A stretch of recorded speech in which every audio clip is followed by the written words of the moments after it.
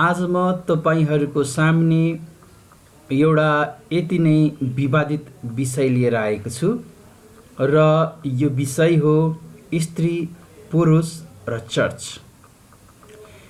स्त्री, पुरुष र चर्च यो विषयमा हामी छलफल गर्नेछौँ र यसलाई व्यवहारिक रूपमा जोड्दै कुरा हामी गर्यो भने यसको अर्को विषय बन्न जाँदछ कि ख्रिस्ट्यानिटी, स्त्री र सेवकाई।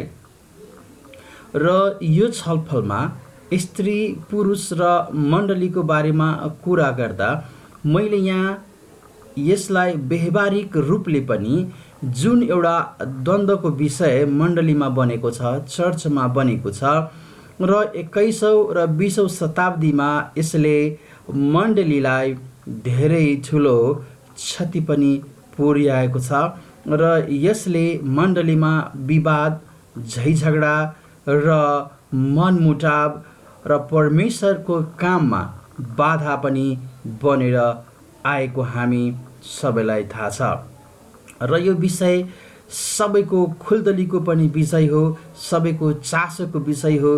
तर यसमा कसैले र धेरै प्रकारले यसलाई अधिकारसँग जोडिदिएकोले स्त्रीको अधिकार, स्त्रीको भूमिकालाई अधिकारसँग जोडिदिएकोले धेरैपल्ट हामीले यसमा बोल्न सक्दैनौँ।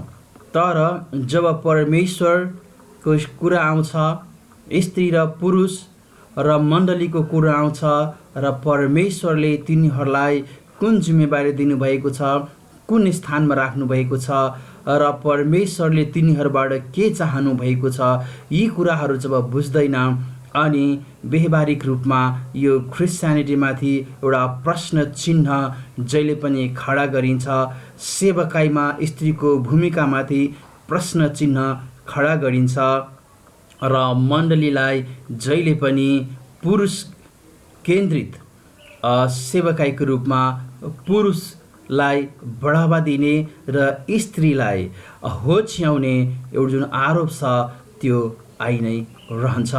त्यस कारणले हामीले सबभन्दा पहिले बुझ्नुपर्ने कुरा के रहेछ भने तपाईँ स्त्री हुनुहुन्छ भने तपाईँ किन स्त्री हुनुभयो, तपाईँ किन महिला भएर जन्मनुभयो र तपाईँलाई परमेश्वरको उद्देश्य के छ। पुरुष हुनुहुन्छ भने तपाईँ पुरुष भएर जन्मनुभयो र यो परमेश्वरको कृपा हो र परमेश्वरले तपाईँलाई किन यो स्थानमा राख्नुभयो। र आज पुरुष र स्त्री दुवै मण्डलीका अङ्ग हुन्।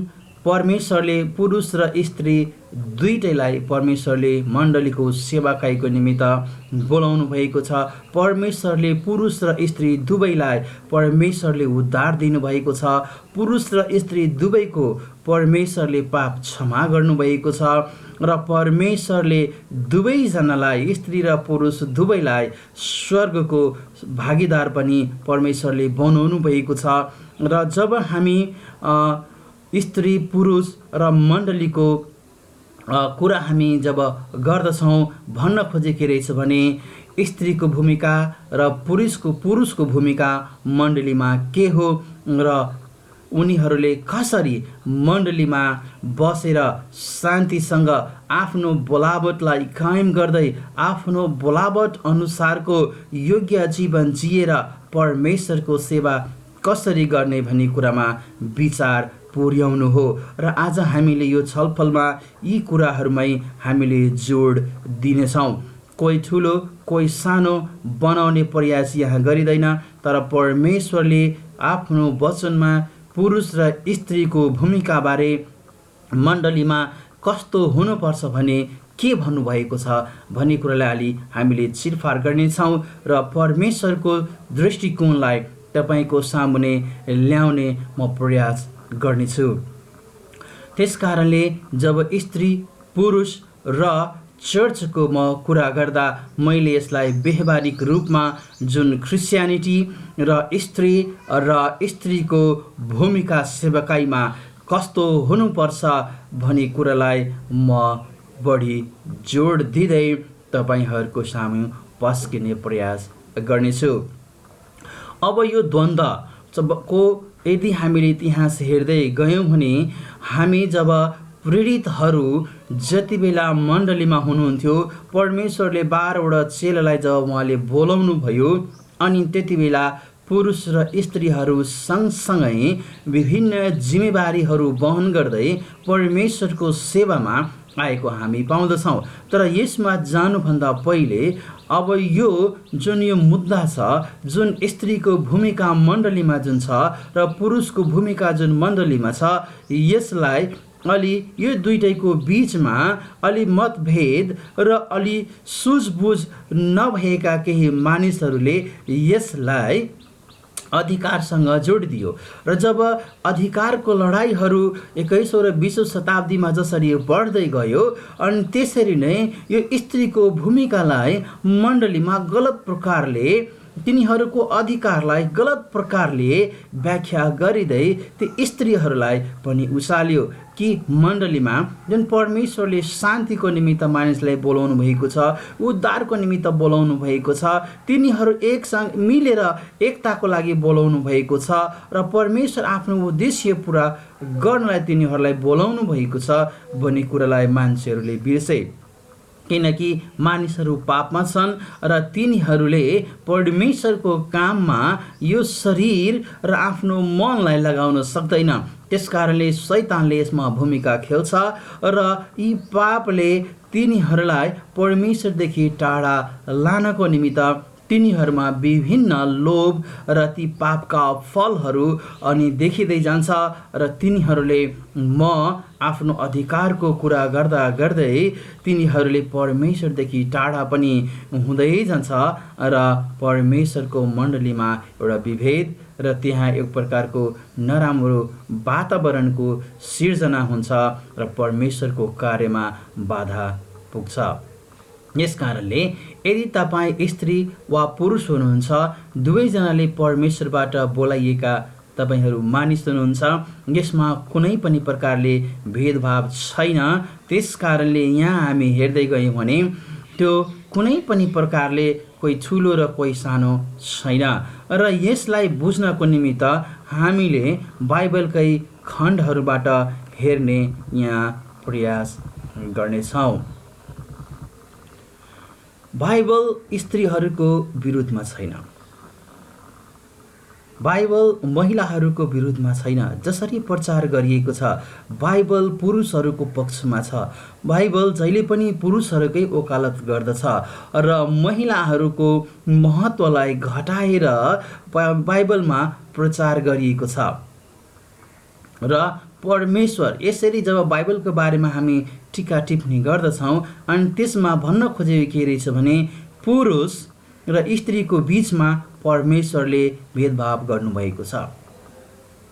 परमेश्वरलाई हामी आरोप लगाउँदैछौँ, किनकि बाइबल कसैले लेखेको पुस्तक होइन, यो परमेश्वरको वचन हो। यदि यसमा हामी विश्वास गर्छौँ भने परमेश्वरले हामीलाई जुन सन्देश दिनुभएको छ, जुन सत्यता दिनुभएको छ, त्यसलाई टेकेर हामीले आफ्नो जीवन र आफ्नो बोलावट र आफ्नो सेवाकाई पुरा गर्नुपर्छ। यदि परमेश्वरको वचन र परमेश्वरको अनुशासनमा हामी बस्न चाहँदैन भने त्यो पापमय जीवन जिउनलाई हामी स्वतन्त्र छौँ भनेर जब तपाईँ अगाडि बढ्नुहुन्छ भने मलाई केही भन्नु छैन। यदि वास्तवमा तपाईँले परमेश्वरलाई प्रेम गर्नुहुन्छ र बाइबल परमेश्वरको वचन हो, परमेश्वरले दिनुभएको आज्ञा सबै कुराहरूभन्दा माथि छ र जुन त्यो हाम्रो जीवनमा यति नै महत्त्वपूर्ण छ, जसले हामीलाई अनन्तको जीवन प्रदान गर्दछ। हाम्रो पाप क्षमाको त्यहाँ येशू ख्रीष्टको बलिदानको बारेमा हामीलाई बताइएको छ र उद्धार पाउनको निमित्त येशू ख्रीष्टमा विश्वास गर्ने जुन त्यहाँ बताइएको छ, त्यसमा यदि हामीले विश्वास गरेर यो जीवन हामी जिउँदैनौँ भने त्यस्ता मानिसहरूलाई हामीले केही भन्नुपर्ने छैन र मैले पनि केही भन्नुपर्ने छैन। र यो स्त्री पुरुष र मण्डलीमा भएका र सेवकाईको निमित्त भएका यो द्वन्द्वलाई हामीले बिस्तारै परमेश्वरको वचनबाट हामी हेर्दै गरौँ, एक एक गरेर। यसमा पनि तपाईँले आफ्नो विचार राख्न सक्नुहुन्छ। तपाईँ आफूले यसलाई मौन भएर शान्त भएर यसमा तपाईँले विचार गर्नुहोस्। हुनसक्छ तपाईँलाई पहिले नै यसमा कुनै प्रकारको विचार होला, तर यसलाई तपाईँले परमेश्वरको वचनअनुसार जाँच्नुहोस् कि वास्तवमा तपाईँमा भएका जुन विचारहरू छ त्यो परमेश्वरको हिसाबले छ कि संसारले विभिन्न सिद्धान्तहरू प्रतिपादन गरेका छन्। ती सिद्धान्तहरू अनुसार तिनीहरूले विभिन्न प्रकारका तिनीहरूले अधिकारका सञ्जालहरू, अधिकारका अभियानहरू चलाएका छन्। ती त्यताबाट आएको छ कि यो आयातित हो कि परमेश्वरले दिनुभएको सत्यता हो भन्नेमा हामीले फरक छुट्याउन सक्नुपर्छ। यस कारणले तपाईँले म सबभन्दा पहिले सृष्टिको वृत्तान्तमा आउन भन्छु। तपाईँले उत्पत्तिको पुस्तकमा आउनुहोस्, जहाँ 1, 2, 3, 4, 5 अध्यायसम्म हामीले केही यस्ता कुराहरू त्यहाँ पाउँदछौँ जसमा परमेश्वरले पुरुष र स्त्री दुवैलाई, स्त्री र पुरुष दुवैलाई परमेश्वरले समान रूपमा बनाउनु भयो। समान रूपमा परमेश्वरले तिनीहरूलाई प्रेम गर्नुभयो र तिनीहरूलाई एकै स्थानमा, एकै ठाउँमा, तिनीहरूलाई एकै स्थानमा र तिनीहरूलाई एकै ठाउँमा परमेश्वर राख्नुभयो र परमेश्वरले तिनीहरूमा कुनै पनि प्रकारको भेदभाव गर्नु भएन भन्ने कुरा हामी त्यहाँ पाउँदछौँ। र यसले नै हाम्रो यो स्त्री र पुरुष सेवकाईमा तिनीहरूले गर्नुपर्ने भूमिकाबारे परमेश्वरले हामीले के सिकाउन चाहनु भएको छ। अब हामी उत्पत्तिको पुस्तकलाई हामी हेरौँ। उत्पत्तिको पुस्तकको 1 अध्यायमा यदि हामी पढ्दै गयौँ भने परमेश्वरले यो संसारमा सबै कुराहरू बनाउनु भएको छ र उहाँले आफै स्वयं बनाउनु भएको छ। त्यस कारणले हामी हेर्दछौँ र जब पुरुष र स्त्री बनाउने, जब मानिसहरू बनाउने जब कुरा आउँछ त्यहाँ भन्नुहुन्छ उहाँले, र उहाँले त्यसरी नै बनाउनु पनि भएको छ। उहाँले के भन्नुभयो भने हामी अब मानिसहरूलाई पुरुष र स्त्री गरी बनाऊ, तर आफ्नै प्रतिरूप र आफ्नै स्वरूपमा बनाऊ भने यथार्थ त्यहाँ लेखिएको छ। जब परमेश्वरले पुरुष र स्त्री बनाउँदै जानुभयो अनि त्यहाँ हामी हेर्दछौँ उहाँले दुईटैलाई आफ्नै प्रतिरूप, आफ्नै स्वरूप दिनुभएको छ। जब परमेश्वरको प्रतिरूप र स्वरूपमा पुरुष र स्त्री दुवैजनालाई परमेश्वरले बनाउनु भयो भने तपाईँ हामीले कसरी भन्न सक्छौँ कि परमेश्वरले बाइबलमा पुरुषलाई ठुलो र स्त्रीलाई सानो होच्याउने गरी बनाउनु भएको तपाईँ हामीले कसरी भन्न सक्छौँ? हामीले यसरी भन्न मिल्दैन। यदि तपाईँले जथाभावी या परमेश्वरको वचनलाई बेवास्ता गर्दै तपाईँ आफ्नो विचारलाई परमेश्वरमाथि लाद्न खोज्नुहुन्छ भने त्यो गलत हो। किनकि हामी हेर्दछौँ उत्पत्तिको पुस्तकको 1 अध्यायमा परमेश्वरले पुरुषलाई र स्त्रीलाई, नर र नारीलाई आफ्नै प्रतिरूप र आफ्नै स्वरूपमा बनाउनु भएको हामी पाउँछौँ। अब जब परमेश्वरले बनाउने प्रक्रियामा कसैलाई अगाडि र कसैलाई पछाडि उहाँले बनाउनु भयो भन्ने कुरा अलि छ, तर कोही छिटो बन्दैमा, कोही पछि बनाउँदैमा कोही सानो र कोही ठुलो हुन्छ भने होइन। तर यहाँ परमेश्वरले हामीलाई देखाउनु भएको, हामीलाई दिनुभएको सत्यता के रहेछ भने नर र नारी दुवैलाई परमेश्वरले आफ्नै प्रतिरूपमा, आफ्नै स्वरूपमा बनाउनु भएको छ। त्यसपछि हामी के हेर्दछौँ भने परमेश्वरको सामुने जब परमेश्वरले आदनको बगैँचामा तिनीहरूलाई राख्नुभयो, नर र नारीलाई परमेश्वरले त्यहाँ राख्नुभयो अनि तिनीहरूलाई कुनै पनि प्रकारको भेदभाव छैन। पुरुषले बढी खाने, स्त्रीले कम खाने, त्यहाँ हामी भेदभाव पाउँदैनौँ। पुरुषको अधिकार यति धेरै छ, स्त्रीको अधिकार यति कम छ भनेर हामी त्यहाँ पाउँदैनौँ। जुन आज्ञा परमेश्वरले दिनुभयो त्यो नर र नारी दुवैलाई उहाँले दिनुभयो। जुन रेस्ट्रिक्सन परमेश्वरले गर्नुभयो त्यो दुईजनाको लागि थियो, तर जिम्मेवारीहरू अलि फरक हामी त्यहाँ पाउँछौँ। जिम्मेवारी फरक हुँदैमा तिनीहरू परमेश्वरको नजरमा सानो र ठुलो भएको होइन, इक्वल स्ट्यान्डिङ।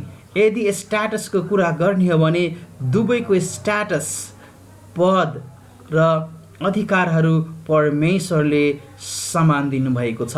जब यस्तो समानताका परमेश्वर, न्यायी परमेश्वरले स्त्री र पुरुष, नर र नारीलाई आफ्नै प्रतिरूप र आफ्नै स्वरूपमा बनाएर अगदनको बगैँचामा राख्दा पनि दुवैजनालाई हुने गरी एउटै आज्ञा उहाँले दिनुभयो। अनि हामी यहाँ के हेर्दछौँ भने परमेश्वरले नर र नारी, स्त्री र पुरुष दुवैलाई समान रूपमा प्रेम गर्नुहुन्छ। जब परमेश्वरले आफ्नो छोरा र छोरी जसलाई परमेश्वरले बनाउनु भयो, आफ्नै प्रतिरूपमा बनाउनु भयो, आफ्नै स्वरूपमा बनाउनु भयो अनि समान रूपमा उहाँहरूलाई प्रेम गर्नुभयो, हेरचाह गर्नुभयो, उहाँहरूलाई त परमेश्वरले वास्ता फिक्री गर्नुभयो।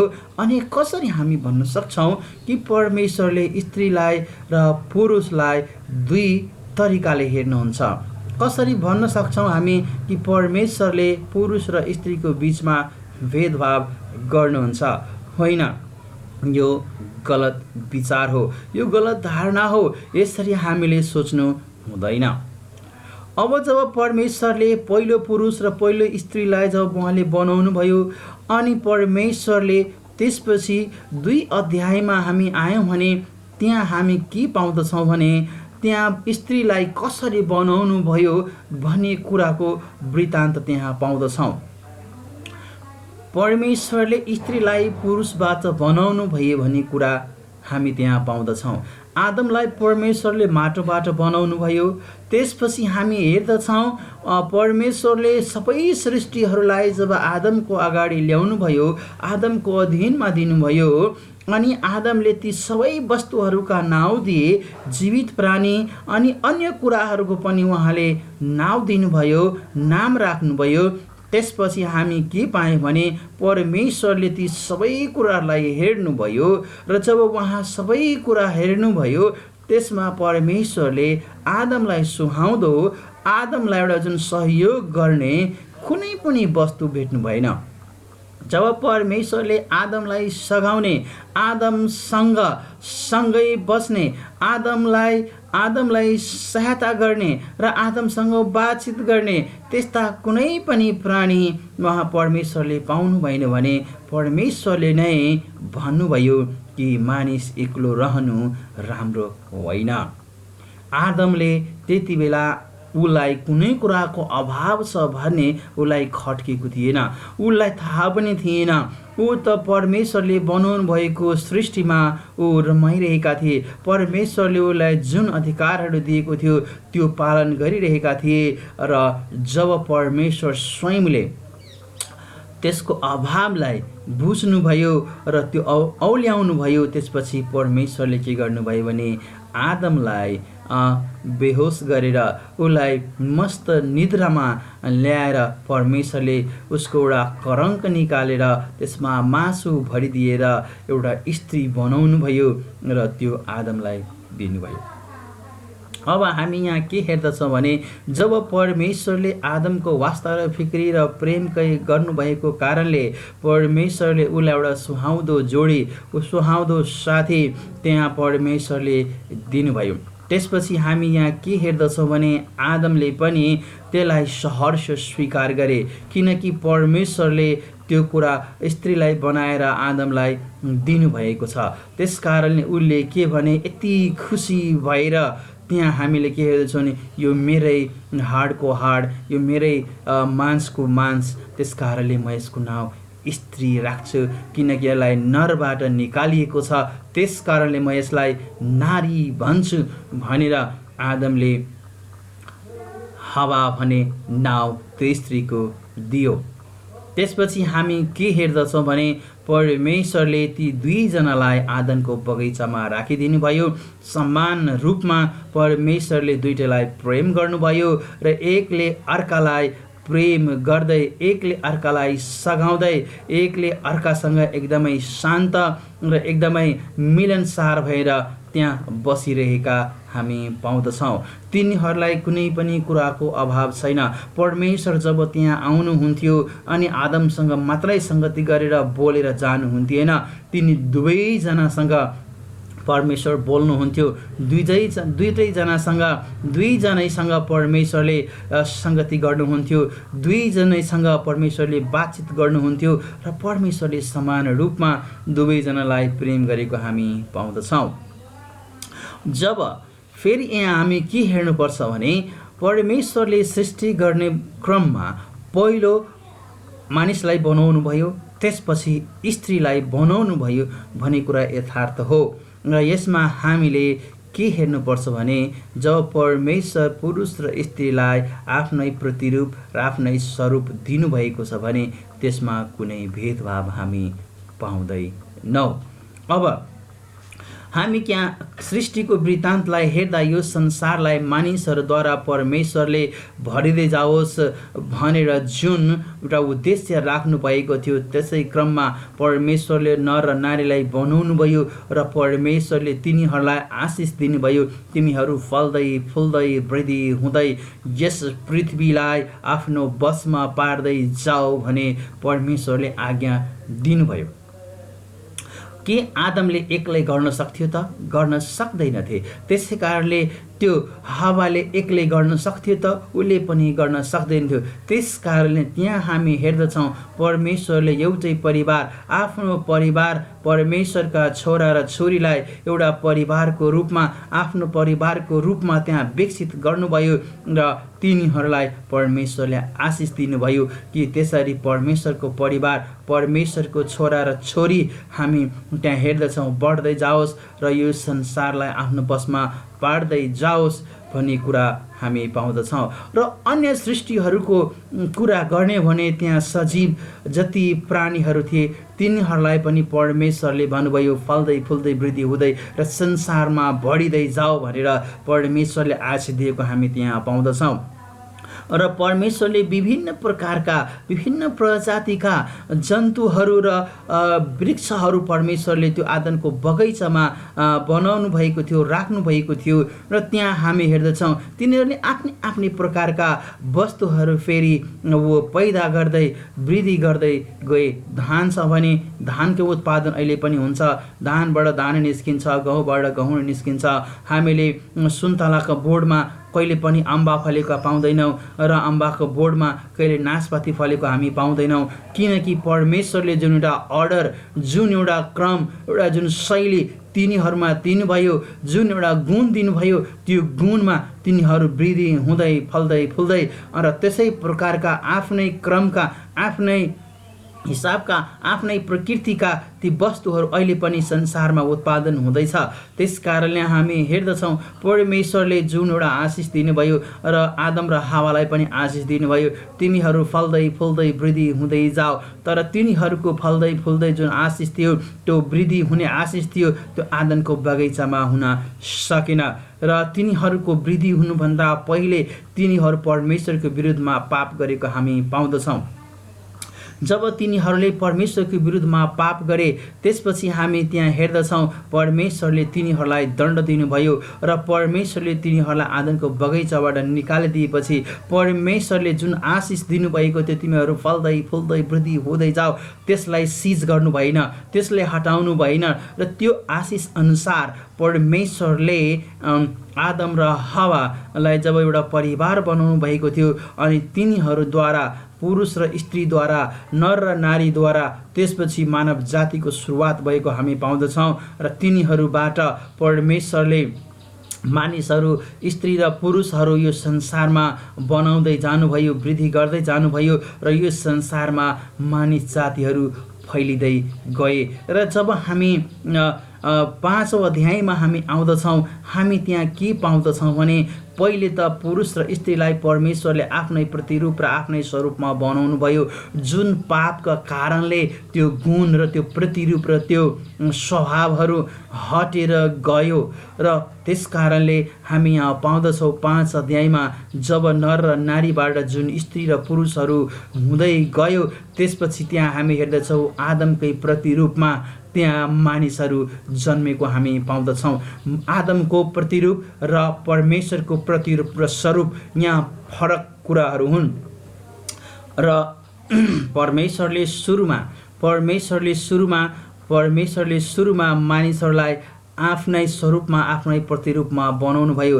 जब आदम र हवा पापमा खसे त्यसपछि हामी पाउँदछौँ कि आदमको स्वरूपमा परमेश्वरले मानिसहरूलाई जन्म दिएको हामी पाउँदछौँ र आदमले जन्माएका हवाले जन्माएका जुन पुरुष र स्त्रीहरू छन् त्यसपछि हामी हेर्दा तिनीहरू आदमको स्वरूपमा र आदमको स्वरूप 5 अध्यायमा जाँदासम्म तिनीहरू पापका कारणले एउटा पापी स्वभावका मानिसहरू तिनीहरू भइसकेका थिए। परमेश्वरका विरोधमा तिनीहरू गइसकेका थिए। जब आदम र हावाका छोराहरूलाई हामी हेर्दछौँ भने त्यसपछि पाप संसारमा बढ्दै गएको एउटा प्रमाण छ।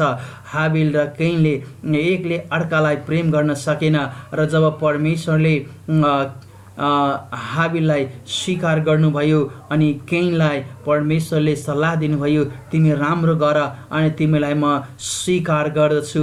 त्यसपछि परमेश्वरको जुन आज्ञालाई उनले मान्नुपर्ने थियो उसले मानेन र उसले आफ्नो भाइको हत्या गर्यो। त्यसबाट हामी के हेर्दछौँ भने आदमको स्वरूपमा जन्मेका मानिसहरूले परमेश्वरको विरुद्धमा पाप गर्दै अगाडि बढेको हामी त्यहाँबाट सुरुवात भएको हामी पाउँदछौँ।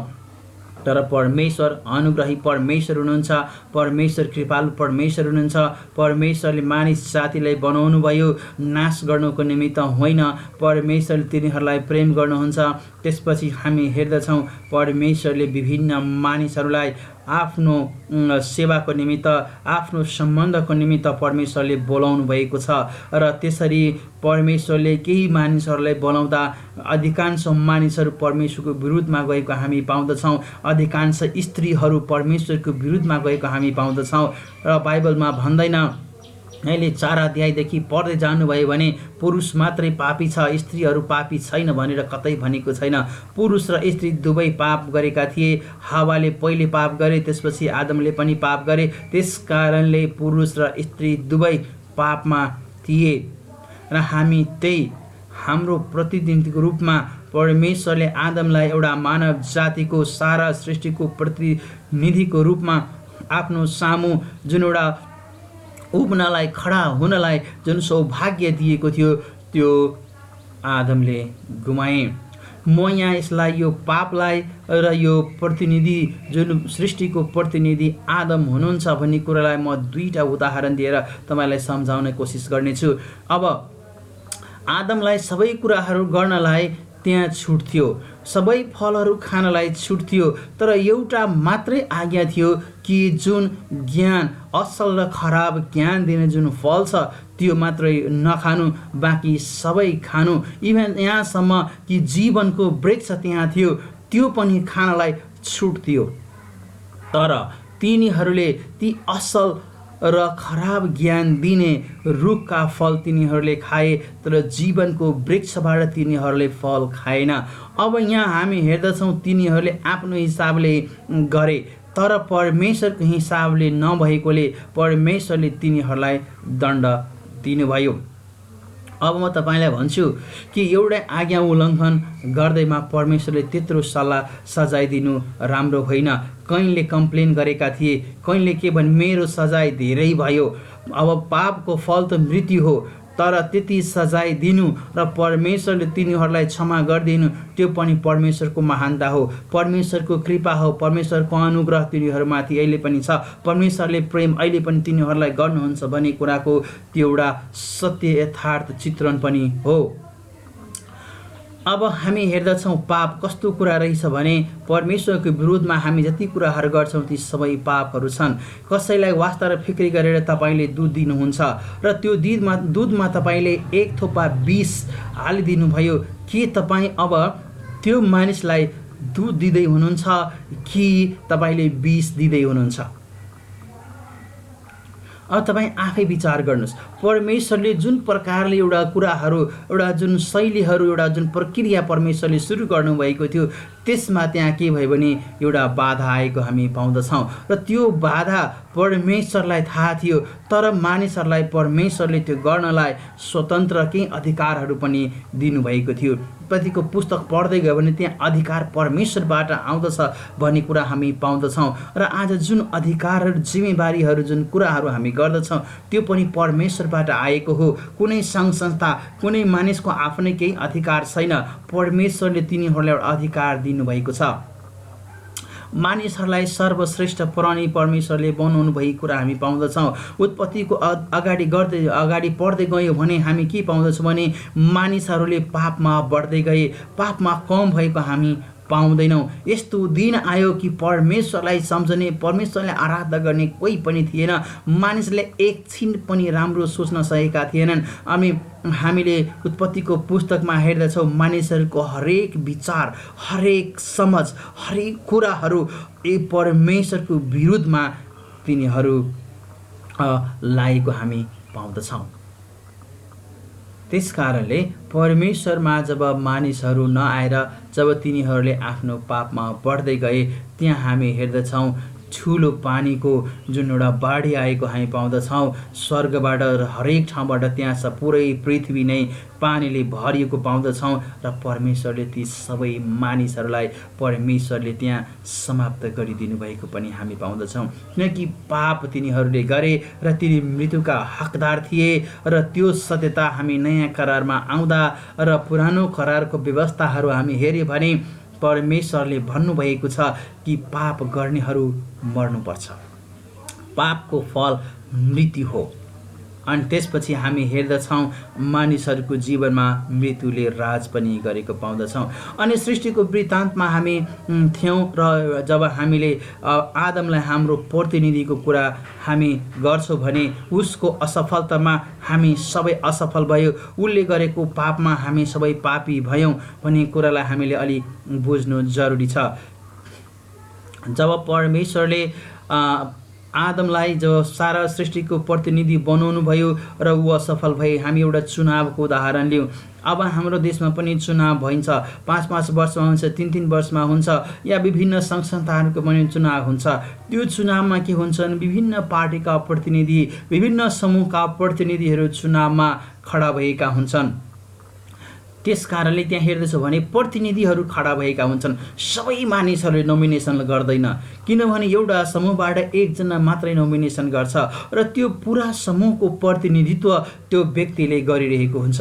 जब चुनाव हुन्छ र चुनावमा यदि 5 जना क्यान्डिडेट छ भने त्यो 5 जना मध्ये एकजनाले मात्रै जित्ने हो र अरू 4 जना असफल हुने हो, चुनाव हार्ने हो।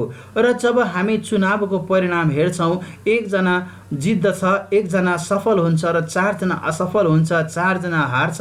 त्यसपछि हामी के हेर्दछौँ भने जुन पार्टी, जुन समूहको मानिस हारेको छ, अनि हामी के हेर्दछौँ भने यसो सामान्य कुरा गर्दा हाम्रो हार भयो, तिमीहरू त हार्यौ भनेर हामी हेर्दछौँ। वास्तवमा चुनावमा त एकजना व्यक्तिले मात्रै हारेको छ, तर हामी के भन्छौँ भने यो फलानो समूह, यो फलानो पार्टी चुनावमा हार्यो, यो फलानो पार्टी जित्यो। किन हामी यसरी भन्छौँ? किनकि त्यहाँ प्रतिनिधिको हार भएको छ र प्रतिनिधिको हारमा ती सारा समूहको हार हामीले पाउँदछौँ र त्यसलाई मानिसहरूले स्वीकार पनि गर्दछ।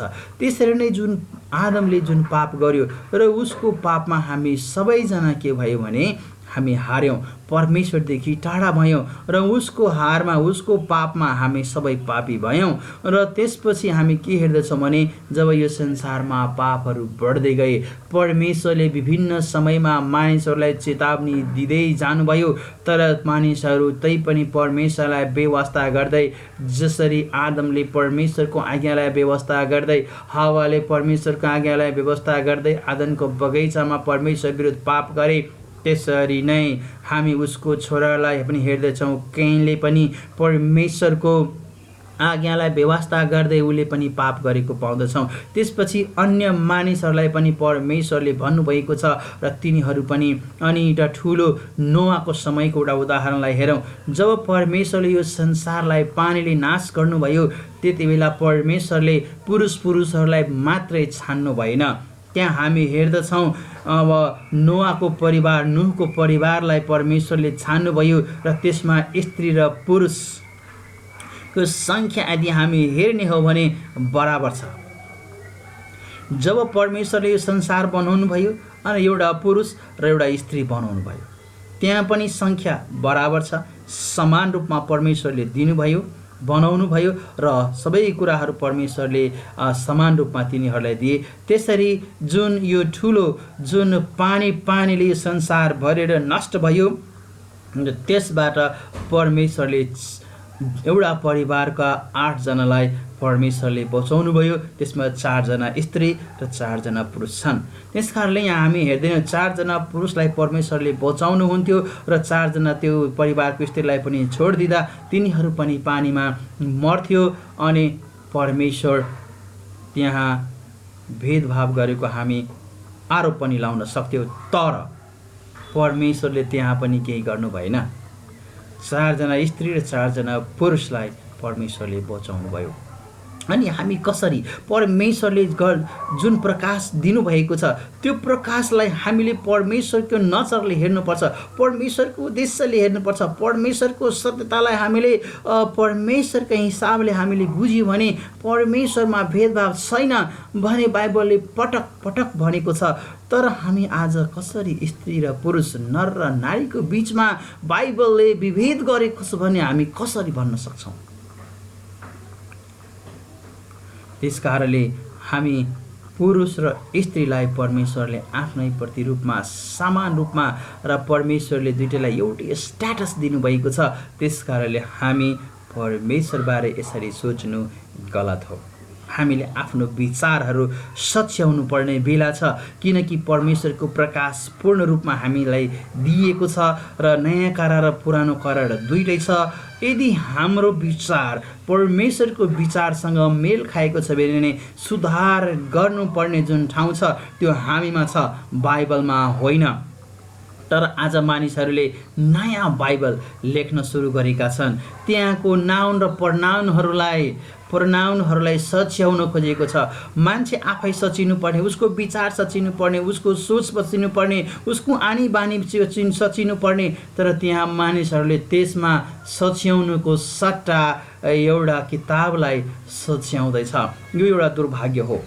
हामीले आफ्नो मूल्य आफैले बुझ्नुपर्छ, आफ्नो महत्त्व परमेश्वरले दिनुभएको महत्त्वलाई आफैले बुझ्नुपर्छ र त्यो महत्त्वलाई हामीले बुझ्यो भने यो जीवन जिउनलाई सजिलो छ। यो जीवनको महत्त्व हामी बुझ्छौँ र समाजमा हामीले कोलाहल होइन तर शान्तिको निमित्त शान्तिका दूत परमेश्वरको मानिस भएर हामी जिउँछौँ र जुन हाम्रो जीवनको उद्देश्य छ त्यसलाई हामी पुरा गर्छौँ र परमेश्वरको आशिष हामी पाउने छौँ। यसरी हामी हेऱ्यौँ परमेश्वरले सृष्टि गर्ने बेलामा आदमलाई माटोबाट बनाउनु भयो, स्त्रीलाई पुरुषबाट बनाउनु भयो र त्यसपछिका मानिसहरूलाई पुरुष र स्त्री दुवैबाट परमेश्वरले बनाउनु भयो। र एउटा अर्को अचम्मको छ, जब परमेश्वरले आफ्नो पुत्रलाई यो संसारमा ल्याउँदै हुनुहुन्थ्यो त्यति बेला पनि परमेश्वरले एउटा कुमारी कन्यालाई चुन्नुभयो, मरियमलाई चुन्नुभयो र मरियमको कोखबाट परमेश्वरले आफ्नो पुत्रलाई यहाँ ल्याउनुभयो। यो अलिक फरक छ। यहाँ पुरुषको भूमिका हामी पाउँदैनौँ। जब परमेश्वरले आफ्नो छोरालाई यो संसारमा ल्याउनु हुन्थ्यो त्यति बेला जुन सामान्य मानिसहरू पुरुष र स्त्रीबाट जन्मिने जुन प्रक्रिया थियो त्यो प्रक्रियालाई मिचेर त्यो प्रक्रियाभन्दा अलिक माथि परमेश्वर जुन आफ्नो अधिकारलाई प्रयोग गरेर, सृष्टिकर्ताको अधिकारलाई उहाँले प्रयोग गरेर परमेश्वर शून्यताबाट केही नभएको कुराहरूबाट परमेश्वरले यो सारा संसार बनाउनु भयो। त्यो परमेश्वरले यहाँ पनि एउटा कुमारी कन्यामा एउटा आफ्नो छोरा त्यहाँ राख्नलाई त्यहाँबाट निकाल्नलाई यो संसारमा मानिसको रूपमा आफ्नो छोरालाई पठाउनको निमित्त जुन कन्यालाई परमेश्वरले चुन्नुभयो त्यहाँ सामान्य प्रक्रियाहरूद्वारा होइन, तर एउटा अलौकिक तरिका परमेश्वरले अपनाउनुभयो र पवित्र आत्माको शक्तिमा मरियम गर्भधारण भइन् र त्यहाँबाट हामी हेर्दछौँ परमेश्वरको पुत्र येशू ख्रीष्टको यो संसारमा जन्म भयो र यो संसारमा आएर उहाँले परमेश्वरको बारेमा र मानिसहरू पापमा रहेका छन् र पापको लागि उहाँ कल्वरी क्रुसमा मर्नुभयो र मानिसहरूलाई अनन्त जीवन दिनलाई, पापबाट सदाको निमित्त छुटकारा दिनलाई परमेश्वरले एउटा जुन काम गर्नुभयो आफ्नो पुत्रद्वारा, त्यसको लागि हामी धन्यवादी हुनुपर्छ। र येशू ख्रीष्टले जति कुराहरू गर्नुभएको छ त्यो पुरुषहरूको लागि मात्रै होइन, त्यो स्त्रीको लागि पनि हो। किनभने आदम र हावा दुवैले पाप गरे, त्यसपछि जति यो संसारमा स्त्री र पुरुष भए, नर र नारी भए, ती सबै पापमा थिए र तिनी दुवैजनालाई बचाउनको निमित्त परमेश्वरले आफ्नो पुत्रलाई यो संसारमा पठाउनु भयो। त्यसकारणले ख्रीष्टले जति कुराहरू गर्नुभएको छ ती सबै परमेश्वरले स्त्री र पुरुष दुवैलाई दिनु भएको छ र त्यसको आशिष पुरुष र स्त्री दुवैले पाएका छन्। जब हामी फेरि पवित्र आत्माको कुरा गर्दछौँ, जो पवित्र आत्मालाई पिता र पुत्र मिलेर यो संसारमा पठाउनु भयो, र त्यति बेला पनि हामी के पाउँछौँ भने परमेश्वरले पुरुषलाई मात्रै पवित्र आत्मा दिने, स्त्रीलाई पवित्र आत्मा नदिने भने पनि त्यहाँ छैन। परमेश्वरको पवित्र आत्मा पुरुष र स्त्री दुवैमा बास गर्छन्। आज पुरुष र स्त्री दुवै परमेश्वरको मण्डली हुन्। परमेश्वरको मण्डलीमा दुवैजनाको भूमिका त्यतिकै छ। येशू ख्रीष्टले समान रूपमा दुवैलाई हेर्नुभयो। त्यसकारणले तर जिम्मेवारीहरू कति बेला फरक फरक हुन हामी गएको पनि पाउँदछौँ र त्यो जिम्मेवारी फरक हुँदैमा कसैलाई होच्याउन मिल्दैन, कसैलाई उचाल्न मिल्दैन र कसैलाई भेदभाव पनि गर्न मिल्दैन। यदि कसैले त्यसरी भेदभाव गरिरहेको छ भने त्यो मानिसहरूको कमजोरी हो, हाम्रो कमजोरी हो। हामीले परमेश्वरको सत्यतालाई आफ्नो व्यवहारमा मण्डलीमा लागू गर्न सकिरहेका छैनौँ। हामी अनुशासनमा छैनौँ, हामीले आत्मलोचना गरेका छैनौँ, हाम्रो आफ्नो यो पापमय स्वभावमा बढ्न खोजिरहेका छौँ र परमेश्वरको विरुद्धमा जान खोजिरहेका छौँ भन्ने कुरा हामीले बुझ्नुपर्छ। अब हामीले सृष्टिको वृत्तान्तबाट नोहालाई जति बेला बचाउँदा परमेश्वरले नर र नारी दुइटैले बचाउनु भयो। त्यसपछि जब हामीले पुस्तकहरू पढ्दै गयौँ भने परमेश्वरले विभिन्न समयमा स्त्रीहरूलाई पनि प्रयोग गरेर आफ्नो कामहरू गर्नुभएको हामी पाउँदछौँ। यदि रुथको पुस्तकमा हामी गयौँ भने परमेश्वरले अब अन्य जातिका स्त्रीलाई पनि आफ्नो इजरायलमा ल्याउनु भयो र त्यहाँबाट धेरै कुराहरू उहाँले आफ्नो वंशहरू, दाउदको वंश हामी हेर्दछौँ एउटा रुथबाट, जुन अन्य जातिबाट सुरु भएको हामी यहाँ पाउँदछौँ।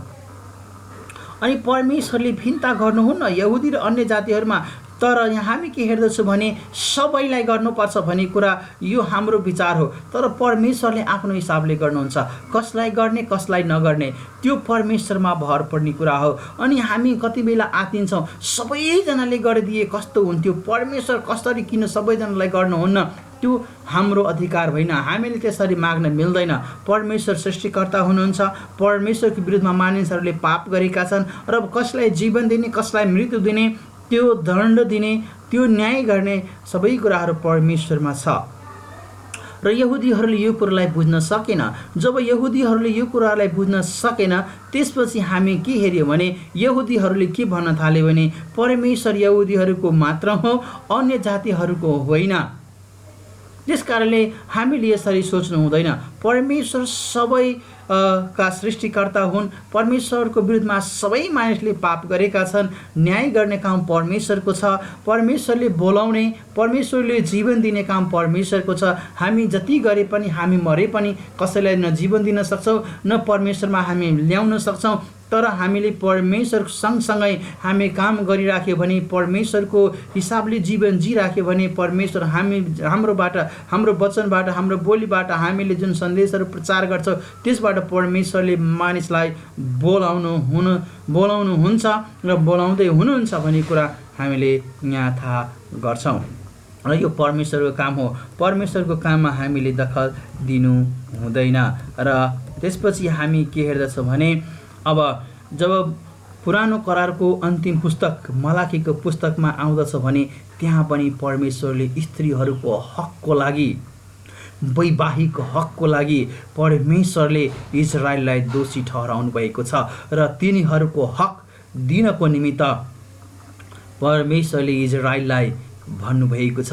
त्यसरी हामी के हेर्दछौँ भने परमेश्वरले पटक पटक पुरुषहरूले जब स्त्रीहरूलाई सताएका छन्, तिनीहरूका हक र अधिकार जिम्मेवारीहरूमा तिनीहरूले हस्तक्षेप गरेका छन्, जब स्त्रीलाई परमेश्वरले भन्नुभएको आज्ञाअनुसार प्रेम गरेका छैनन्, वैवाहिक करारहरू पुरा गरेका छैनन्, एकले अर्काको हितमा काम गरेका छैनन्, एकले अर्कालाई सहायता गरेका छैनन्, त्यति बेला परमेश्वरको वचनमा हामी पाउँदछौँ परमेश्वरले ती विरोधी तत्त्वहरूलाई, स्त्रीलाई सताउने तत्त्वहरूलाई परमेश्वरले विरोध गर्नुभएको छ र दण्ड पनि दिनुभएको छ। एउटा कुरा म तपाईँलाई गन्तीको पुस्तकबाट तपाईँलाई यहाँ भन्न चाहन्छु, परमेश्वरले छोरा र छोरी दुवैमा भेदभाव गर्नुहुन्न भने दृष्टान्त हामी यहाँ पाउँदछौँ। यहाँ सलोफादका छोरीहरू छन्। सलोफाद अब मिस्र देशबाट निस्केर त्यो मरुभूमिमै ऊ मरे, उसलाई कुनै छोराहरू पनि थिएनन्। अब तिनीहरूको सम्पत्तिको हक छोरीलाई दिनलाई परमेश्वरले भन्नुभएको छ। यहाँ पनि हामी के पाउँदछ भने परमेश्वरले छोरा र छोरीमा पनि विभेद गर्नुहुन्न र त्यहाँ परमेश्वरले एउटा आज्ञा नै इजरायललाई दिनुभयो, जसको छोराहरू छैन उसको सबै कुराहरू छोरीले पाउन् भनेर परमेश्वरले त्यहाँ एउटा आज्ञा नै दिनुभयो र त्यो इजरायलको हरेक नागरिकले, हरेक मानिसले त्यसलाई पालन गर्नुपर्थ्यो। यो सिद्धान्त अहिले पनि जसको छोराहरू छैन मानिसहरूले आफ्नो छोरीलाई दिने गर्छन्। यो युनिभर्सल एस्पेक्ट, परमेश्वरको कुराहरू सबै ठाउँमा लागू हुन्छ र आज हामी त्यही ज्ञान बुद्धिले आज आफ्ना छोरा र छोरीहरूलाई हामी मानिसहरूले प्रचार गर्दैछन्, छोरा र छोरीलाई विभेद गर्नु हुँदैन भनेर विभिन्न अधिकारका कुराहरूसँग जोडेर विभिन्न सङ्घ संस्थाहरूले यसको प्रचार गर्दछ। यही हामी परमेश्वरको वचनमा पाउँदछौँ। परमेश्वरको वचनमा गन्तीको 27 अध्याय तपाईँ पढ्नुभयो भने त्यहाँ परमेश्वरले छोरा र छोरीको बिचमा भिन्नता देखाउनु भएको छैन। दुईटै एउटै परिवारका, एउटै आमा बुवाका छोराछोरी भएकोले दुईटैको समान हक छ भन्ने कुरा हामी त्यहाँ पाउँदछौँ। त्यस कारणले परमेश्वरले छोरीलाई, स्त्री जातिलाई, स्त्रीहरू महिलाहरूलाई होच्याउने र पुरुषहरूलाई अगाडि बढाउने भने कुरा होइन। त्यस कारणले हामीले बुझ्नुपर्छ परमेश्वर न्यायी परमेश्वर हुनुहुन्छ र परमेश्वरले कुनै पनि मानिसलाई भेदभाव गर्नुहुन्न भन्ने कुरा हामी बुझ्नु पर्दछ। अब हामी नयाँ करारमा आउँ। जब नयाँ करारमा जब हामी आउँदछौँ, हामी नयाँ करारको पहिलो अध्याय, मत्तीको पहिलो अध्याय हामी पढ्यो भने त्यहाँ ख्रिस्टको वंशावली उल्लेख छ। जब ख्रिस्टको वंशावलीको बारे अध्ययन गर्दै जान्छ भने त्यहाँ 5 जना स्त्रीको नाउँ त्यहाँ उल्लेख छ। जब ती 5 जना स्त्रीलाई परमेश्वरले त्यो वंशावलीमा नामकरण हामी त्यहाँ पाउँदछौँ, ती 5 जना स्त्रीको नाउँ त्यहाँ समावेश गरेको पाउँदछौँ। यसबाट हामीले के सिक्नुपर्छ? यदि वास्तवमा हामी भन्छौँ भने परमेश्वरले पुरुषहरूको पक्ष मात्र लिनुहुन्छ भने इजरायलमा परमेश्वरले पुरुष सत्तालाई, पैतृक सत्तालाई कायम राख्नलाई परमेश्वरले यो बाइबल लेखिनु भएको छ भने त्यो हामी गलत हुन सक्दछौँ। तपाईँले पढ्दै जानुभयो भने नयाँ करारदेखि पुरानो करारसम्म तपाईँले अध्ययन गर्दै जानुभयो भने पुरुष र स्त्रीहरूको परमेश्वरले जुन समान रूपमा तिनीहरूलाई माथि उचाल्नु भएको छ, परमेश्वरले तिनीहरूलाई समान रूपमा परमेश्वरले प्रेम गर्नुभएको कुराहरू हामी पाउँदछौँ। तर यस कारणले आज यो स्त्रीको भूमिका र पुरुषको भूमिकालाई जब हामी हेर्दै गयौँ भने यो संसारले जुन आज गलत शिक्षाहरू दिइरहेको छ, अधिकारहरूसँग जोडेर मानिसहरूको मूल्यलाई बढाउनको निमित्त ह्युमन भ्यालुहरूको कुरा गरेर तिनीहरूले जुन एउटा गलत शिक्षा हामीमा ल्याउँदैछ, त्यस कारणले हामीले होसियार हुनु जरुरी छ। परमेश्वरको नजरमा पुरुष र स्त्री दुवै समान हुन्। परमेश्वरले दुवैजनालाई प्रेम गर्नुहुन्छ र सबै थोक तिनीहरूलाई दिनुहुन्छ। पापको क्षमा तिनीहरूलाई दिनुहुन्छ। स्वर्गको भागीदार दुवैजनालाई बनाउनुहुन्छ। त्यसकारणले परमेश्वरका आशिषहरू दुवैलाई बराबर छन्। परमेश्वरले हेर्ने दृष्टिकोण पनि बराबर छन्। अब हामी यहाँ ख्रिस्टको वंशावलीको कुरा गरौँ। यहाँ 5 जना स्त्रीहरूको नाउँ यहाँ लेखिएको छ र ती 5 जना स्त्रीको नाउँ त्यतिकै लेखिएको छैन।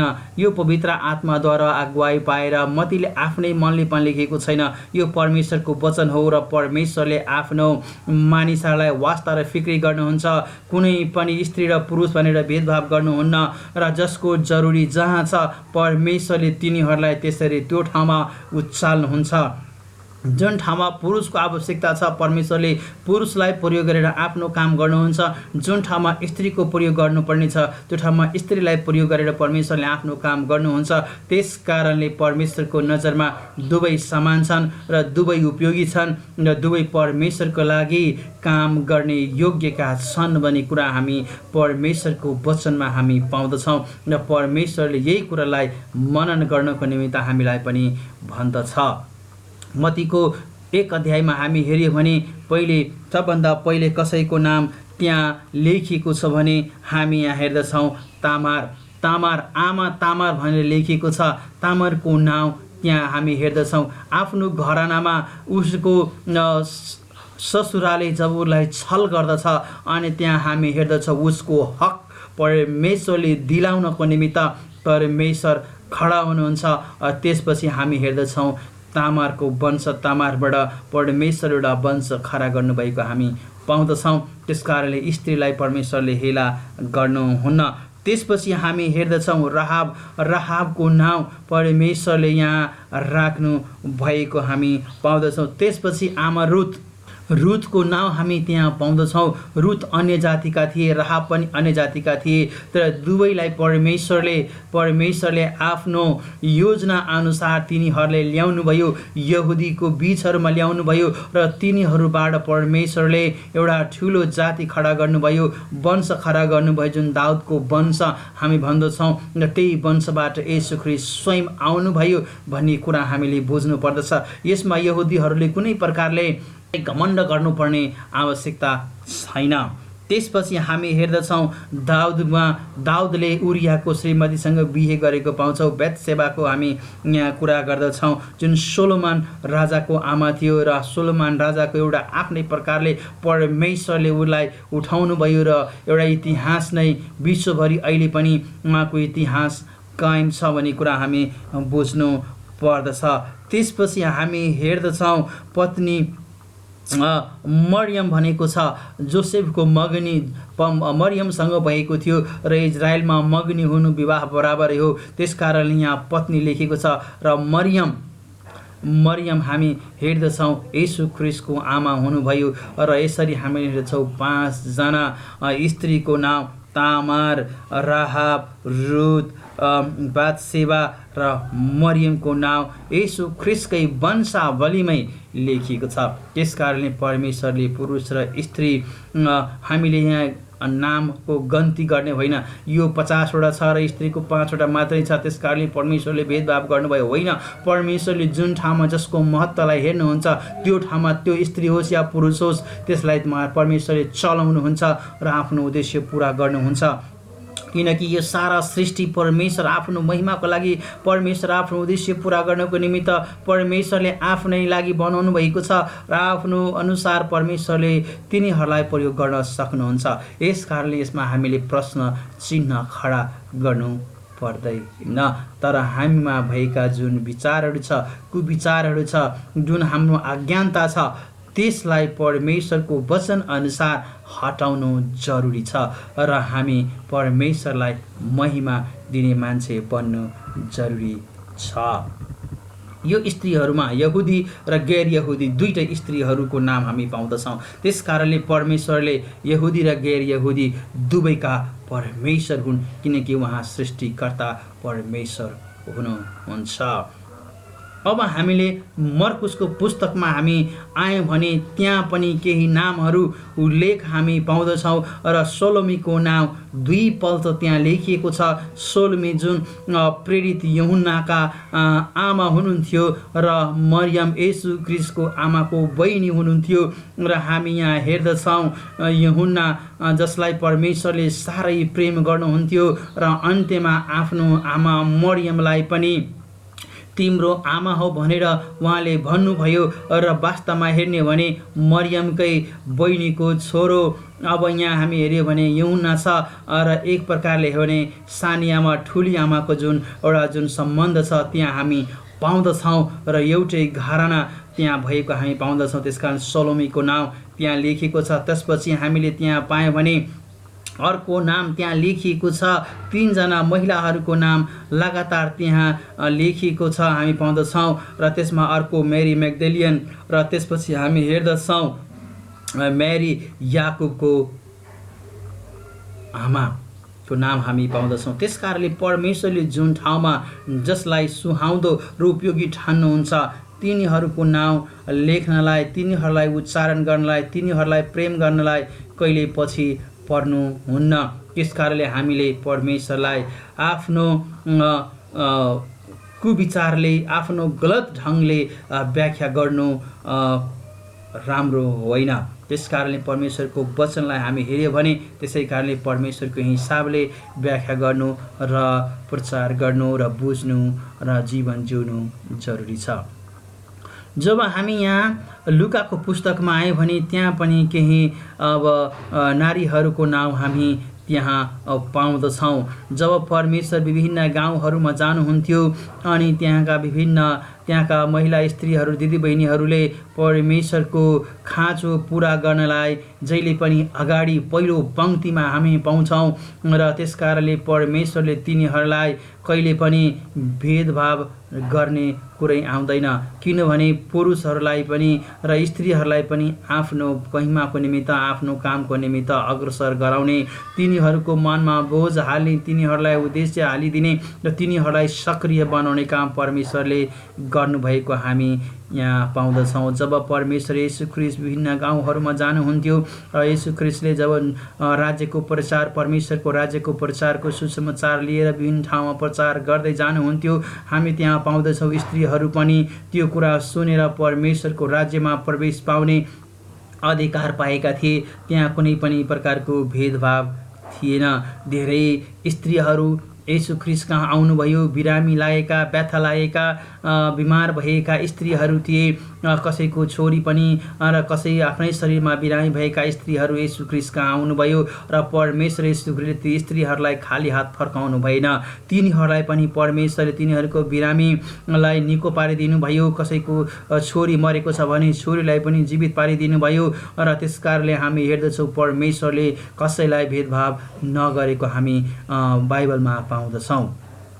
र जब हामी लुकाको पुस्तकमा हामी हेरे गयो भने त्यहाँ मरियम मगदलिनी भन्ने को हामी त्यहाँ पाउँदछौँ, जसको 7वटा भूत परमेश्वरले निकालेर उसलाई एउटा नयाँ जीवन परमेश्वरले प्रदान गर्नुभएको हामी पाउँदछौँ र उसलाई त्यो दुष्ट आत्माबाट छुटकारा दिएर स्वतन्त्र गराउनु भएको हामी पाउँदछौँ। जोआना जुन चुजाको श्रीमती थिए, जुन हेरोदको राजदरबारमा काम गर्ने मानिस थिए, चुजा र उसको श्रीमती जोआनाले पनि परमेश्वर येशू ख्रीष्टको सेवामा लागेकी थिइन् र त्यसरी हामी पाउँदछौँ त्यस्ता ठुलो नोबल परिवारको एउटा उच्च ओहदामा काम गर्ने, राजाको घरानामा काम गर्ने का श्रीमतीले पनि परमेश्वर येशू ख्रीष्टको सेवा गरेको हामी पाउँदछौँ।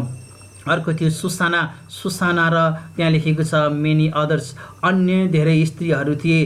तिनीहरूले के गर्थे भने येशू ख्रीष्टलाई तिनीहरूलाई भएका खाँचोका कुराहरू, तिनीहरूको खाना, तिनीहरूले के पिउने, तिनीहरू बाटोमा हिँड्दा तिनीहरू कसरी त्यो खानाको जोहो गर्ने, ती सबै कुराहरू प्रदान गरिदिन्थे भन्ने कुरा यहाँ हामी हेर्दछौँ। Who provided for them out of there means, तिनीहरूले आफ्नै धन सम्पत्तिहरूबाट तिनीहरूको घरमा भएका कुराहरू लिएर परमेश्वरको सेवा गरेको हामी पाउँदछौँ। ती स्त्रीहरू परमेश्वरको सेवामा कहिले पछाडि परेको हामी पाउँदैनौँ। जब हामी यूहन्नाको पुस्तकमा आउँदछौँ, यूहन्नाको पुस्तक पनि हामी त्यसरी नै हेर्दछौँ। जब कना देशमा जब विवाहको उत्सवमा येशू ख्रीष्ट त्यहाँ हुनुहुन्थ्यो, उहाँसँग अन्य स्त्रीहरू पनि त्यहाँ हामी पाउँदछौँ। येशू ख्रीष्टको आमा पनि त्यहाँ हामी पाउँदछौँ र हामी त्यहाँ हेर्दछौँ स्त्रीहरूको उपस्थिति त्यहाँ पाउँदछौँ। त्यसपछि हामी अर्को एउटा स्त्रीको कुरा गऱ्यौँ भने सामरी स्त्रीको कुरा गरिएको छ, जुन यूहन्ना 4 अध्यायमा हेर्दछौँ। त्यो 4 अध्यायमा जुन स्त्रीको नाउँ त्यहाँ दिएको छ, जुन सामरी स्त्रीलाई परमेश्वरले हामी त्यहाँ हेर्दछौँ विभिन्न कुराहरू सिकाउनु भयो, जीवनको पानी दिनुभयो, परमेश्वरको आराधना आत्मा र सत्यतामा गर्नुपर्छ भन्ने कुरा सिकाउनु भयो। त्यसपछि ऊ जुन पापमय जीवन जिरहेका थिए, त्यो पापमय जीवनको बारेमा उसलाई कुरा गरेर, उसँग 5 वटा जुन श्रीमान थियो त्यसको बारेमा कुरा गरेर उसलाई एउटा नयाँ जीवन जिउनको निमित्त प्रेरणा र प्रोत्साहन गरेको हामी पाउँदछौँ। र त्यो स्त्रीले जब ती सबै कुराहरूको जब महसुस गरे, परमेश्वर येशू ख्रीष्ट जुन मसीहा हुनुहुन्छ उहाँबाट केही शिक्षा पाए अनि दौडेर जुन गाउँमा गएर येशू मसीहको बारेमा त्यहाँ प्रचार गरेको हामी पाउँदछौँ। एउटा पाप क्षमा पाएका स्त्रीले जसरी हामी त्यहाँ प्रचार गरेको पाउँदछौँ। विभिन्न समयमा हामी हेर्दछौँ जति मानिसहरूले आफ्ना पाप क्षमा पाएका थिए तिनीहरूले गएर येशू ख्रीष्टको बारेमा धेरै मानिसहरूलाई बताएको हामी यहाँ पाउँदछौँ। त्यसरी नै यो स्त्री पनि परमेश्वर येशू ख्रीष्टको कुरा सुनेर ती प्रचार गर्दै गाउँमा गए अनि गाउँका मानिसहरूले पनि सुने र ती गाउँमा परमेश्वरको उद्धार हामी पाउँदछौँ। यसरी नै हामी हेर्दै गयौँ भने अब त्यसपछि हामीले मार्था र मरियमको कुरा गरौँ। मार्था र मरियम पनि येशू ख्रीष्टमा विश्वास गर्थे, येशू मसीह मसीहा हुनुहुन्छ भन्ने कुरामा ऊ विश्वास गर्दथे। र त्यसपछि हामी हेर्दछौँ उसको जुन आशा थियो मरियम र मार्थाको, उसको भाइ लाजरसलाई पनि मृत्युबाट परमेश्वरले उठाउनु भयो र तिनीहरू परमेश्वरलाई आराधना गर्ने व्यक्तिहरू बने र परमेश्वरले तिनीहरूबाट महिमा लिनुभयो र जीवन दिने परमेश्वर उहाँ नै हुनुहुन्छ भन्ने कुरा सत्यता र यथार्थ त्यहाँ हामी पाउँदछौँ। त्यसपछि हामी बेथेनीका मरियमलाई हामी हेर्दछौँ जसले येशू ख्रीष्ट त्यो कर उठाउने मानिसहरूसँग जब खाना खाँदै हुनुहुन्थ्यो त्यति बेला एउटा बहुमूल्य अत्र लगेर येशू ख्रीष्टको शरीरमा उहाँले खन्याउनु भयो र परमेश्वरको खुट्टालाई उहाँले आफ्नै त्यो कपालले आफ्नै त्यो प्रेम साथ जुन उहाँले धुनुभयो पुस्नुभयो। त्यसरी हामी हेर्दछौँ कि त्यहाँ येशू ख्रीष्टले भन्नुभयो मलाई अब मृत्युको लागि यो मरियमले मलाई तयार पारेको छ, यसलाई तिमीहरूले केही नगर। अनि त्यसपछि हामी त्यो कुराहरू हामी हेर्दछौँ। त्यसकारणले परमेश्वरको सेवकाईमा धेरै स्त्रीहरूलाई परमेश्वरले मौका दिनुभएको छ र त्यसरी हामीले के थाहा पाउनुपर्छ भने क्रिस्चियनिटीमा र क्रिस्चियनहरूले कुनै पनि स्त्रीलाई भेदभाव गर्नु हुँदैन र गरिएको पनि छैन। मण्डलीले स्त्रीहरूलाई पनि समान रूपमा हेर्छन्। तिनीहरूको हक हितको, तिनीहरूको रक्षाको निमित्त, तिनीहरूको अधिकारको सुरक्षाको निमित्त मण्डलीमा ती कामहरू भइरहेको छ भने हामी पाउँदछौँ। त्यसकारणले क्रिस्चियनिटी परमेश्वर र मण्डली स्त्रीहरूको विरुद्धमा होइन भन्ने कुरा यथार्थ हामीले बुझ्नुपर्छ। जब एक ठाउँमा हामी पाउँदछौँ, जब तिमोथीको पुस्तकमा हामी आउँदछौँ, जब नयाँ करारको कुरा गर्ने हो भने जब हामी तिमोथीको पुस्तकमा आउँदछौँ त्यहाँ केही कुराहरू लेखिएको छ, ती कुराहरू हामीले बुझ्नु जरुरी छ। त्यो कन्टेक्स्टमा हामीले त्यसलाई बुझ्नुपर्छ र त्यहाँ परमेश्वरले के भन्नुभएको छ भन्ने कुरा हामीले बुझ्नुपर्छ। मण्डलीमा अनुशासनको खाँचो हुन्छ। जब मण्डलीमा अनुशासन हुँदैन त्यहाँ परमेश्वरको उद्देश्य पुरा हुँदैन। त्यहाँ हामी हेर्दछौँ त्यहाँ झगडा नहोस्, मानिसहरूले रिस राग नगरोस्, एकले अर्कालाई मानिसहरूले नसताओस् भन्ने कुरा हामी यहाँ पाउँदछौँ। र त्यही सन्दर्भमा स्त्रीहरूलाई पनि एउटा स्वाभाविक रूपमा व्यवहार गर्नको निमित्त पावलले आज्ञा दिएको हामी पाउँदछौँ। अनि यो पावलको आज्ञा होइन, यो परमेश्वरको आज्ञा हो। जसरी हामीलाई रिस र झगडाहरूबाट बचाउनको निमित्त, परमेश्वरको विरुद्धमा काम गर्नको निमित्तबाट बचाउनको निमित्त हामीले जुन व्यवहार देखाउनु पर्ने हो, त्यो व्यवहार देखाउनको निमित्त जसबाट पवित्रता झल्कोस्, अनुशासन झल्कोस्, र त्यसको निमित्त जुन यहाँ एउटा आज्ञा दिएको छ, त्यसमा हामीले अनुशासित हुनको निमित्त दिएको छ। र यसलाई हामीले अन्यथा लिनु हुँदैन। एक ठाउँमा परमेश्वरले जब अनुशासनको कुरा गर्नुहुन्छ, पुरुषको लागि पनि धेरै अनुशासनको कुरा गरिएको छ। स्त्री पनि अनुशासनमा बस्नुपर्छ। स्त्रीले जे मन लाग्यो त्यही गरेर अगाडि बढ्न पाइँदैन। तिनीहरू परमेश्वरको मण्डलीमा पुरुष र स्त्री समान छन्, परमेश्वरको नजरमा समान छन् भने अनुशासन पनि परमेश्वरले जुन दिनुभएको छ त्यसमा दुवैजनाले सहभागी भएर अगाडि बढ्नुपर्ने त्यहाँ कुरा हामी पाउँदछौँ। त्यहाँ के भनेको छ भने प्रोपर फर वुमन, जुन जुन कुराहरू स्त्रीको लागि उपयुक्त छ त्यो कुरामा स्त्रीहरू लाग्नु पर्दछ। गडलीनेस विथ गुड वर्क, जुन असल कामहरूमा स्त्रीले लाग्नुपर्ने हो, भक्ति साथ त्यसमा लाग्नुपर्छ। उच्छृङ्खलित भएर जे मन लागे त्यही मन परि गरेर हिँड्नलाई छुट छैन। र जब परमेश्वरको अनुशासनको कुरा गर्यो भने यदि यसलाई हामीले गलत ढङ्गले व्याख्या गर्यो भने त्यो हाम्रो गलत हो, हाम्रो गल्ती हो। परमेश्वरले जुन कुरा भन्नुभएको छ त्यसलाई हामीले आत्मसात गर्दै अनुशासनमा बस्नु जरुरी छ भन्ने कुरा हामीले बुझ्नु पर्छ।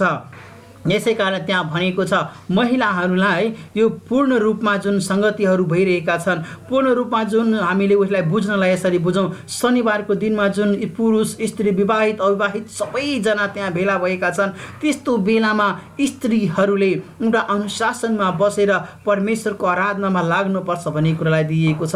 स्त्रीलाई सेवा गर्दै नगरोस् भनेर भनिएको छैन, किनभने स्त्रीहरूले धेरै सेवा गर्नलाई तिमोथीकै पुस्तकमा लेखिएको छ। यदि कोही स्त्री छ भने, त्यो एज पुगेको स्त्री छ भने, परमेश्वरमा एउटा सकारात्मक र एउटा राम्रो ज्ञान भएको स्त्री छ भने त्यो जवान स्त्रीहरूलाई सिकाओस्।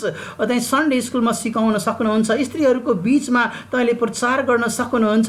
र जब जब मण्डलीले तपाईँलाई एउटा आज्ञा दिएको हुन्छ र एउटा अनुमति दिएको हुन्छ, त्यो अवसरहरूमा त्यसलाई तपाईँले प्रयोग गर्न सक्नुहुन्छ र त्यसमा अनुशासनमा बसेर, अधीनमा बसेर, अगुवाहरूको अधीनमा बसेर, नेतृत्व पङ्क्तिको अधीनमा बसेर हामीले जीवन जिउनुपर्छ। त्यो स्त्रीको लागि पनि हो र पुरुषको लागि पनि हो। त्यस कारणले यो एउटा अनुच्छेदमा लिएर यहाँ पनि भनेको छ। त्यसले हामीले के बुझ्नुपर्छ भने परमेश्वरको यो आज्ञा स्त्रीहरूको लागि हो र स्त्रीहरूले सबै कुराहरू, जसरी आदमको बगैँचामा परमेश्वरले धेरै आज्ञाहरू दिनु भएन, एउटै आज्ञा दिनुभएको थियो, एउटा फल मात्रै नखानु बाँकी सबै खानु। त्यसरी नै आज परमेश्वरले त्यो फुल फ्लेज चर्चमा परमेश्वरले स्त्रीहरूलाई शान्त र अनुशासनमा बस्न मात्रै भन्नुभएको छ, बाँकी सबै छुट छ। तर स्त्रीहरूले जसरी हावाले सबै फल खान छोडेर त्यो फल मात्रै खाए र परमेश्वरको विरुद्धमा पाप गर्न पुगे, त्यसरी नै आज स्त्रीहरू कर्मीहरूले स्त्रीहरूलाई उचालेर जुन मण्डलीमा जुन अनुशासन छ त्यसलाई भङ्ग गर्न, त्यहाँ झगडा लडाई मतभेद ल्याउनको निमित्त यिनीहरू अगाडि बढेको हामी पाउँदछौँ। र यसबाट हामी होसियार हुनुपर्छ। तिनीहरू परमेश्वरका मानिसहरू होइनन्, तिनीहरू अन्य कुराबाट परिचालित मानिसहरू छन्। तिनीहरू पैसाको लोभमा परेका मानिसहरू छन्। तिनीहरू अधिकारको कुरा त गर्छन्, तर आफ्नै कुराहरू सोझ्याउनलाई, आफ्नै दौनो सोझ्याउनको निमित्त तिनीहरू अगाडि बढ्छन् र ती संसारका कुराहरू प्राप्ति गर्नका निमित्त तिनीहरूले ती गलत अधिकारहरूको प्रयोग गरेर परमेश्वरको मण्डलीमा पनि खलल र त्यहाँ भेदभाव र झगडाहरू उत्पन्न गराउनको निमित्त तिनीहरू अगाडि बढेका छन्। तिनीहरू शैतानका साधनहरू, शैतानका दूतहरू छन्।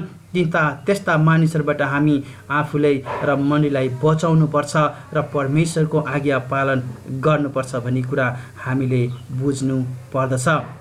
त्यसकारण यहाँ भनेको छ विश्वास, प्रेम, पवित्रता र आत्मसंयम, यी कुराहरू हामीलाई आफ्नो जीवनमा लागू गर्नुपर्छ। हामीले विश्वासलाई जोगाइराख्नुपर्छ। विश्वासको हिसाबले जुन उद्देश्यले परमेश्वरले हामीलाई बोलाउनु भएको छ त्यो उद्देश्य अनुसार त्यो बोलावटलाई पुरा गर्नको निमित्त त्यो विश्वासलाई पक्रिराख्नुपर्छ।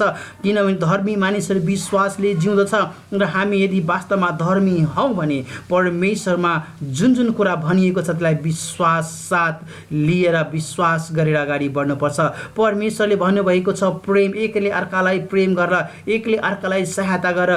ती उद्देश्य परमेश्वरले दिनुभएको छ। एउटा महान परमेश्वरले आज्ञा पनि दिनुभयो, एकले अर्कालाई प्रेम गर र जब तिमीहरूले एकले अर्कालाई प्रेम गर्छौ त्यसबाट मानिसहरूले जान्नेछन् कि तिमी मेरो चेला हो भनेर तिनीहरूले पहिचान गर्नेछन्। तिमीहरू परमेश्वरका मानिस हौ, तिमीहरू परमेश्वरका घराना हौ भन्ने कुरा तिनीहरूले बुझ्नेछन्। र पवित्रताका खोजी गर्नुपर्छ। पवित्रता बिना हामी परमेश्वरलाई हेर्न सक्दैनौँ। पवित्रता बिना हामी स्वर्गको भागीदार हुन सक्दैनौँ। पवित्रता बिना हाम्रो पाप क्षमा हुँदैन।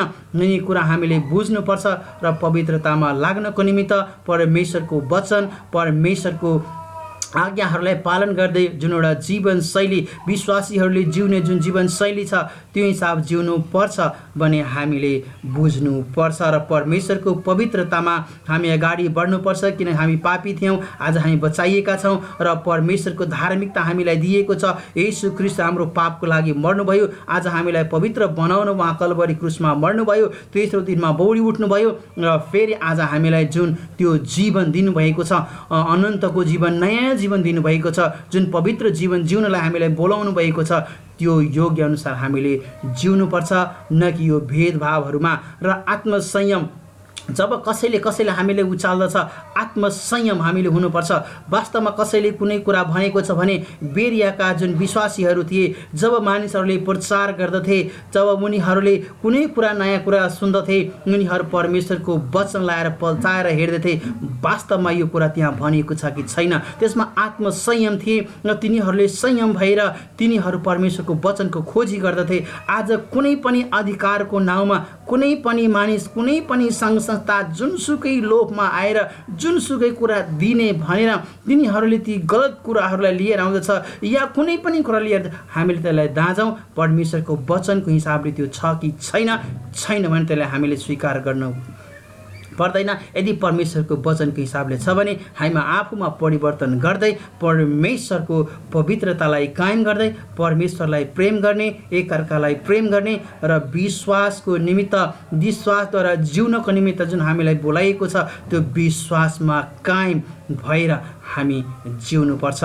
त्यसकारणले प्रिय हो, तपाईहरूले कुनै पनि शैतानका जाल जेलहरूमा, कुनै पनि अधिकारका कुराहरूमा होइन, तर येशू ख्रीष्ट र उहाँले भन्नुभएको आज्ञा र उहाँमा विश्वास गरेर परमेश्वरको घराना हामी छौँ र परमेश्वरको परिवारको सदस्यले एउटा परमेश्वर आफ्नो पितालाई कसरी आदर गर्नुपर्छ र उहाँले दिनुभएको सौभाग्य, अधिकार र आशिषहरूलाई हामीले कसरी सदुपयोग गर्नुपर्छ र मण्डली निर्माणको प्रक्रियामा जुन येशू ख्रीष्टले सुरु गर्नुभएको थियो त्यसलाई कसरी अगाडि बढाउने कुरामा हामी लाग्नुपर्छ। त्यस कारणले यस्ता कुराहरूमा हामी लाग्नु हुँदैन र परमेश्वरलाई बदनाम गर्नु हुँदैन।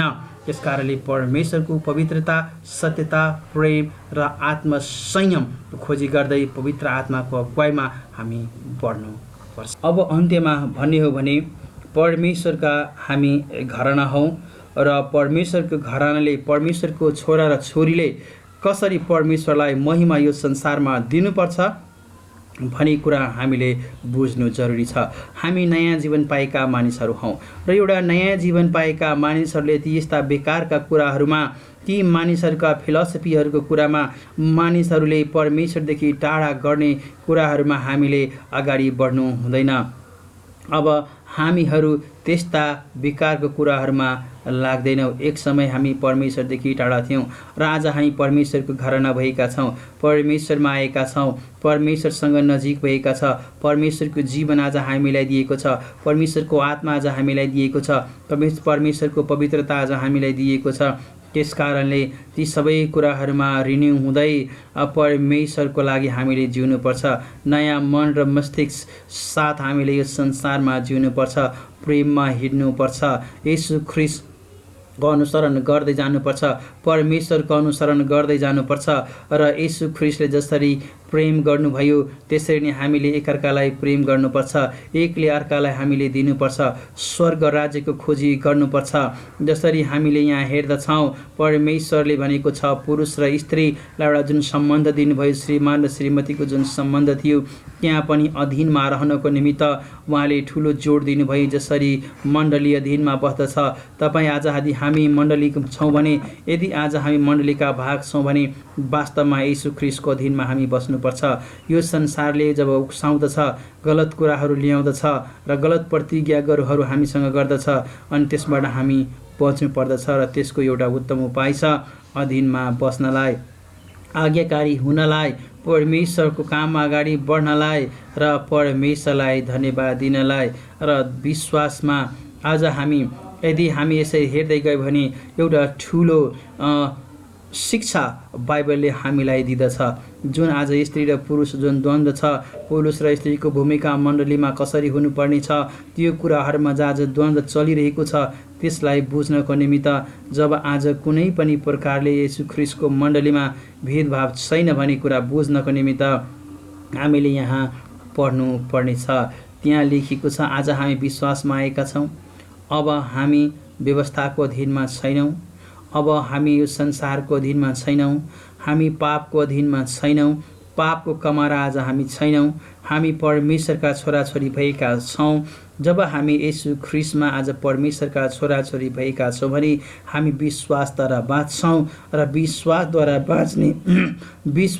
बाँच्ने मानिसहरू आज न यहुदी छ न अन्य जाति छ।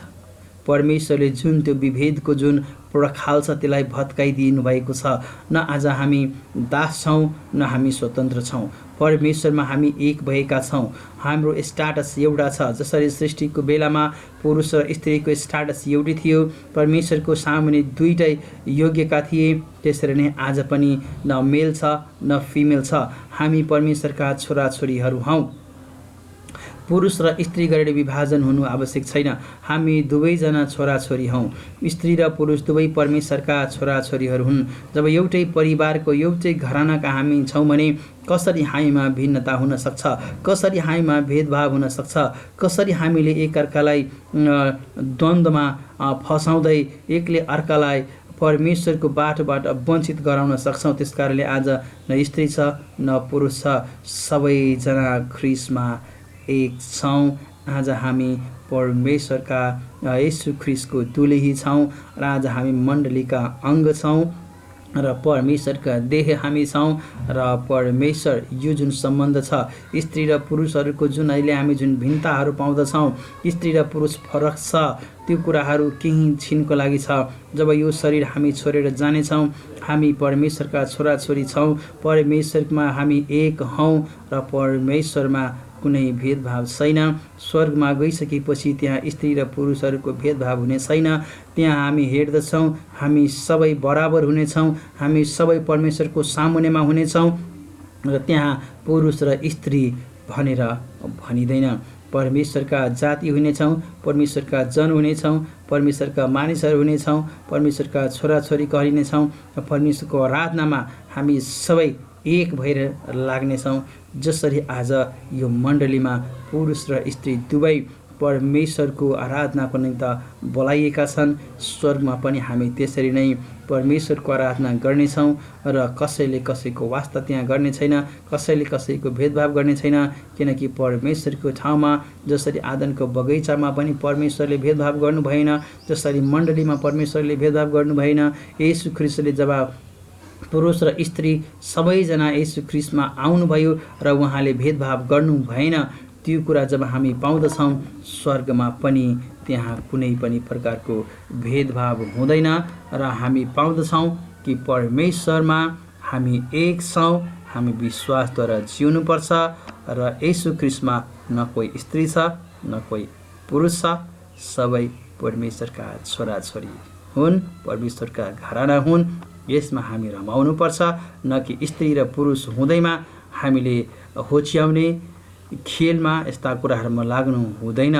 दुवै परमेश्वरका सृष्टि हुन्, परमेश्वरले दुवैजनालाई प्रेम गर्नुहुन्छ परमेश्वरले आशिष दिनुहुन्छ।